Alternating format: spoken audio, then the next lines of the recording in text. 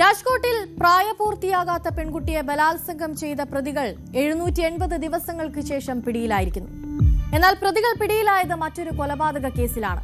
കൊല്ലപ്പെട്ടതാകട്ടെ അതേ പ്രായപൂർത്തിയാകാത്ത പെൺകുട്ടിയുടെ അമ്മാവൻ.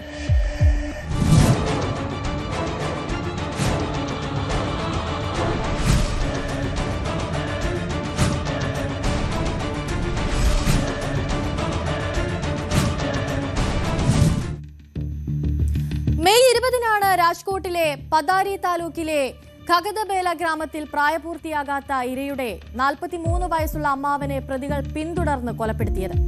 പെൺകുട്ടി ബലാത്സംഗം ചെയ്യപ്പെട്ട് ഏകദേശം 2 വർഷം പിന്നിട്ടിട്ടും പ്രതികൾ അതേ നാട്ടിൽ സ്വൈരവിഹാരം നടത്തുന്നുവെന്നത് ഞെട്ടിക്കുന്ന ഒരു സംഭവമാണ്.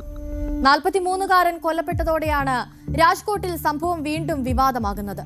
സംഭവം നടക്കുന്നത് ഇങ്ങനെയാണ്.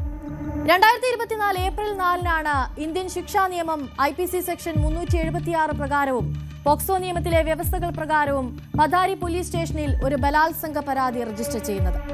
അതിൽ പ്രതികളായി രേഖപ്പെടുത്തിയിരുന്നത് മഹേന്ദ്ര സിംഗ്, യശ്പാൽ സിംഗ്, അജയ് സിംഗ് ജഡേജ എന്നീ 3 പേരുകളാണ്.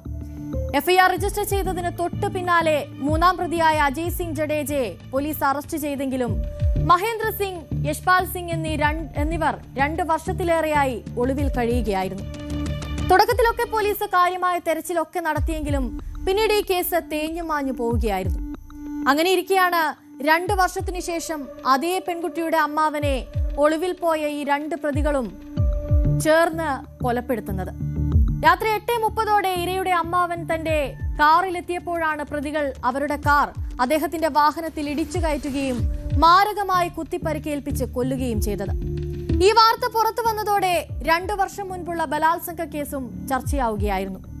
2 വർഷത്തോളമായി പ്രതികളെ കണ്ടെത്താതെ ഇപ്പോൾ ഇരയുടെ അമ്മാവനെ വരെ അവർ കൊലപ്പെടുത്തുന്ന സാഹചര്യത്തിലേക്ക് കാര്യങ്ങൾ എത്തിയപ്പോൾ പോലീസിന്റെ അനാസ്ഥയെ ചൂണ്ടിക്കാട്ടി വലിയ വിമർശനമാണ് അവിടെ ഉയർന്നു വന്നത്.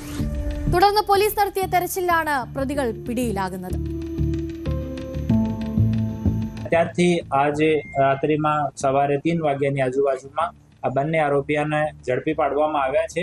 આમાં 3 છરીઓ ઘટના સ્થળથી બરામદ કરવામાં આવી છે અને બંને ગાડીઓ ત્યાં જો સ્ક્રેચ માર્ક્સ છે એ છરી એ તમામ વસ્તુ FSLમાં મોકલવામાં આવી છે.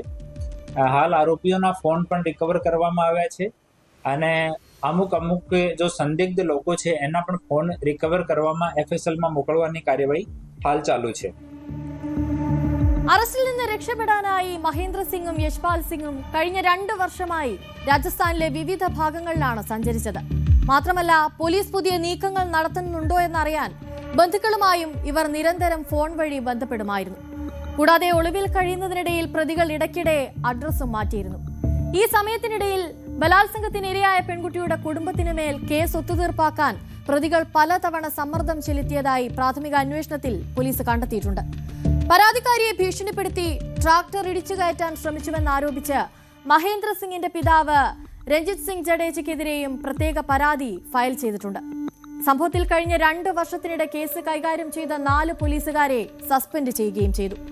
പെൺകുട്ടിയെ ബലാത്സംഗം ചെയ്ത കേസിൽ പ്രതികൾ ഇത്രകാലം ഒളിവിൽ കഴിഞ്ഞതിനെപ്പറ്റി വിശദമായി പരിശോധിക്കാൻ ഇപ്പോൾ പുനരന്വേഷണം ആരംഭിച്ചിരിക്കുകയാണ് പോലീസ്.